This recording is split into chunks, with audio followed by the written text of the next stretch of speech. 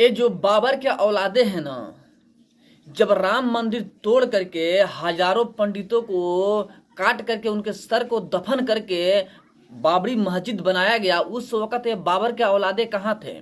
जो अभी गला फाड़ के चिल्ला रहे हैं, वो इंडी अलायंस वाले हो या असरुद्दीन ओवैसी हो, जो राजनीतिक कार्ड खेल रहे हैं ना, अभी चिल्ला रहे हैं, उस वक्त कहाँ थे जब राम मंदिर को ध्वस्त किया गया? इतिहास उठाकर देख लीजिए कि राम मंदिर को ध्वस्त करके वहां पर बाबरी मस्जिद बनाया गया। अगर बाबरी मस्जिद वहां पर होता ही सदियों से, तो फिर राम मंदिर का साक्ष्य कैसे मिला वहां पे? कागजी तौर पे कोर्ट के फैसला हुआ ना भाई, कोर्ट पे जो सही था वही सही हुआ, और सही फैसला कोर्ट क्या आया? क्योंकि राम मंदिर वाकई था, है और रहेगा। लेकिन इन लोगों को जलन हो रहा है राम मंदिर से, राम लला से जलन हो रहा है, क्योंकि इनका जलना इनकी प्रकृतिक है, हमेशा कुछ ना कुछ बोलते ही रहते हैं। और राम लला भारत का टुकड़ा टुकड़ा करना चाहती है ये पार्टियां, लेकिन कदाचित ये सफल नहीं हो पाएंगे और भारत का टुकड़ा नहीं कर पाएंगे, क्योंकि भारत की जो पब्लिक है वो समझ चुकी है कि राहुल गांधी और उनकी पार्टी इंडी अलायंस के जितने नेता हैं, सबके सब दक्षिणी भारत और उत्तरी भारत को दो टुकड़ा टुकड़ा करके बांट कर यहाँ पर राज्य करना चाहते हैं, जबकि सफल नहीं हो पाएंगे, क्योंकि भारतीय समझ चुके हैं, युवा पीढ़ी भी समझ चुकी है कि ये लोग जाति काट खेल रहे हैं, सनातन धर्म को लेकर विरोध कर रहे हैं। अगर पिछवाड़े में दम है तो मुसलमान धर्म को थोड़ा विरोध करके दिखा दीजिए भाई, इस्लाम धर्म के बारे में कुछ बोल कर दिखा दीजिए भाई। उन्मूलन कार्यक्रम कर रहे थे ना सनातन के लिए, तो कभी इस्लाम धर्म का उन्मूलन कार्यक्रम करके दिखा दीजिए। आपकी औकात नहीं है, डर है कि आपको वोट नहीं मिलेगा, लेकिन सही बात है, डर तो है ही। ये बात जान लीजिए, सनातन का भी विरोध करके आप रह नहीं पाइएगा, क्योंकि 80% सनातन यहाँ पर रहता है। 80% सनातनियों को ठेस पहुंचा करके आप वोट हासिल नहीं कर पाइएगा, हार तय है।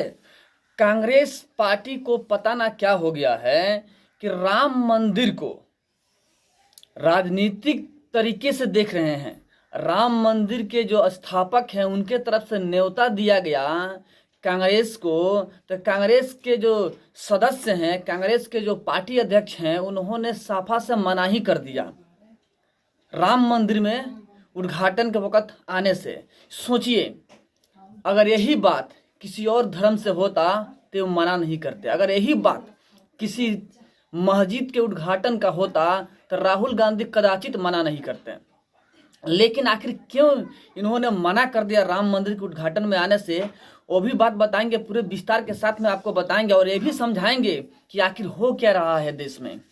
वीडियो में अंत तक बने रहिएगा, बेहद अहम है, जानना आपके लिए बेहद जरूरी है। और अभी तक आपने हमारे चैनल को सब्सक्राइब नहीं किया है, प्लीज लाल बटन दबा के चैनल को सब्सक्राइब कर लीजिएगा, लाइक कर दीजिएगा और बेल के आइकन को प्रेस जरूर कीजिएगा, ताकि टाइम टू टाइम न्यूज का अपडेट आप तक पहुंचता रहे।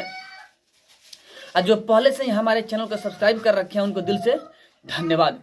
जैसे कि आपको पता है कि 22 जनवरी को राम मंदिर का उद्घाटन है, और उद्घाटन में राम जी का प्राण प्रतिष्ठा होने वाला है। पूरे भारत के साथ विश्व में बहुत सारे जगहों पे 22 तारीख को दीपावली मनाया जाएगा, घर घर में दीप जलेगा। जो लोग नहीं पहुंच सकते हैं अयोध्या जी, वो अपने घर पे दीप जलाएंगे, हर कीर्तन गाएंगे, हर्षोल्लास के साथ में दीपावली मनाया जाएगा 22 जनवरी को। जैसे कि आपको पता है, आपको बता भी रहे हैं, पीएम नरेंद्र मोदी भी बोले थे कि 22 जनवरी को अयोध्या न आकर अपने घर पे ही दीप जलाएं और दीपावली मनाएं खुशीपूर्वक। लेकिन यहीं पे देखिए, राम मंदिर देखिए एक आस्था का केंद्र है, जो कि 80% भारत के 80% धर्म राम मंदिर के आस्था पर डिपेंड करता है। यानी कि सनातनियों की जनसंख्या 80% है भारत में, लेकिन 80% जनसंख्या वाली आमंत्रण को ठुकरा दिए राहुल गांधी। सोचिए, अगर बहुत बड़ा विद्वान होते, राजनीतिक पंडित होते, तो कदाचित इस आमंत्रण को नहीं ठुकराते, क्योंकि इससे बहुत भारी नुकसान हो सकता है राहुल गांधी को, कांग्रेस पार्टी को, इंडी अलायंस को। क्योंकि आपको पता ही है कि आस्था का केंद्र राम मंदिर है, और 80% भारतीयों का आस्था उसमें जुड़ा हुआ है, और कहीं ना कहीं इग्नोर किया गया राहुल गांधी के द्वारा, इंडी अलायंस के द्वारा। वो भी जानते हैं क्यों? पार्टी के दो हिसाब किताब चल रहा था, यानी पार्टी के अंदर दो दल चल चुकी है। एक दल का कहना था कि राम मंदिर में जाना है उद्घाटन के समय में किसी एक को, कांग्रेस के तरफ से, लेकिन एक दल को कहना था कि नहीं जाना चाहिए, क्योंकि यह राजनीतिक कार्यक्रम हो रहा है। चूंकि राजनीतिक कार्यक्रम नहीं हो रहा है, ये आस्था से जुड़ी हुई कार्यक्रम हो रहा है, और बरसों से जो राज जकड़े हुए थे राम जी, यानी गुलामी में जकड़ गए थे राम जी, उनको आज़ादी मिला और 22 तारीख को प्राण प्रतिष्ठा होने वाला है राम जी का, और उसमें 80% आबादी का आस्था जुड़ा हुआ है, लेकिन फिर भी वहां पे जाने से मना कर दिए राहुल गांधी। कहीं ना कहीं अपना पैर पे खुद ही कुल्हाड़ी मार दिए। उनको पड़ा हुआ है अदर कास्ट। देखिए, कहते हैं कि बीजेपी वाले जाति कार्ड खेलते हैं, लेकिन नहीं, यहाँ पे इंडी अलायंस यानी कि राहुल गांधी जाति कार्ड खेल रहे हैं।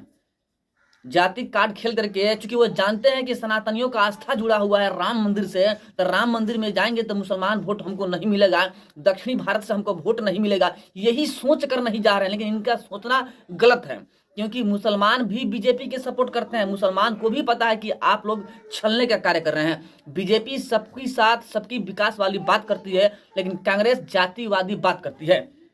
वही अगर कहीं मस्जिद का उद्घाटन हो रहा होता तो यही राहुल गांधी सर्वप्रथम वहां पे जाते हैं, लेकिन राम मंदिर का उद्घाटन हो रहा है तो जाने से मना कर दिए, अपने पैर में कुल्हाड़ी मार दिया, 80% सनातनियों को ठेस पहुंचा दिए। कहीं ना कहीं इसका नुकसान तो इनको मिलने ही वाला है। ऐसे भी 14 और 19 के चुनाव में पता चल ही गया होगा कि राम जी का विरोध करने का प्रतिफल क्या होता है, लेकिन 24 के चुनाव में पूर्णतः प्रभाव डालेगा राम मंदिर का विरोध करने का। अब पता चल जाएगा कि राम मंदिर का विरोध करके आप नहीं रह सकते, यानी राम लला का जो नहीं हुआ वो किसी का नहीं हुआ, देश के हित में कार्य ही नहीं कर सकते हैं राहुल गांधी जी। क्योंकि बहुत लोगों का मानना है ना कि मंदिर से क्या होता है। देखिए, एक मंदिर बनने से लाखों लोगों को रोजगार मिलता है, स्वयं रोजगार, यानी खुद व्यवसाय कर सकते हैं, व्यवसाय करके अपना पेट पालन कर सकते हैं, भरण पोषण कर सकते हैं। मंदिर के आजू बाजू में बहुत सारे दुकान होते हैं, बहुत सारे पर्यटक वहां पे आते हैं और उनका पेट चलता है, उनका खर्चा चलता है, यानी नौकरी गुलामी ना करके खुद के पैर पे खड़ा हो सकते हैं एक मंदिर बनने से। अब जाकर अयोध्या जी में देखिए, पहले जो बेरोजगारी थी उसमें से लाखों लोगों को रोजगार मिल चुका है राम मंदिर बनने से। अब भविष्य में और लोगों को रोजगार मिलेगा, क्योंकि राम मंदिर एक आस्था का केंद्र है और पूरे विश्व से पर्यटक वहां पे घूमने आएंगे। अब सोचिए, आएंगे तो डॉलर में कमी नहीं होगा वहां पे, तो कितना भूखमरी खत्म होगा। लेकिन इन लोगों का सोच जो है ना, नीच प्रकृति का सोच है। ये लोग सोचते हैं कि सनातन को कैसे ठेस पहुंचाया जाए। तभी तो उदयनिधि स्टालिन ने सनातन उन्मूलन कार्यक्रम किया दक्षिण भारत में। अब प्लस में सनातन को जड़ से मिटाने की बात की, डेंगू मलेरिया कोरोना से भी तुलना कर दिया। आपको पता ही है, बताने की जरूरत नहीं है। यानी बखूबी देखिए, यहाँ पे इंडी अलायंस के नेता लोग मिलकर दक्षिणी भारत और उत्तरी भारत को 2 हिस्सा में बांटना चाहते हैं, इसीलिए ठुकरा दिया राम मंदिर के न्योता को। यहाँ पे भूचाल मचा हुआ, पूरे भारत में खुशी का माहौल है, सभी लोग वहां पे पहुंच रहे हैं। बहुत सारे जो है राम जी का भक्त हुए पैदल यात्रा कर रहे हैं, पद यात्रा पैदल, मुंबई से पैदल चल के जा रहे हैं, नेपाल से पैदल चल के जा रहे हैं अयोध्या जी। लेकिन यहाँ पे जिनको मिला है न्योता वही जाने से इनकार कर रहे हैं। सोचिए, एक राजनीतिक दल जो कि नेशनल राजनीतिक दल है कांग्रेस पार्टी, पूरे भारत का दल नहीं है भाई, पूरे भारत के लोग उस पर विश्वास रखते हैं ना कांग्रेस पार्टी पे। एक बीजेपी है, एक कांग्रेस है, लेकिन ये लोग कांग्रेसी जो है सिर्फ और सिर्फ हिंदुओं से जाति करने की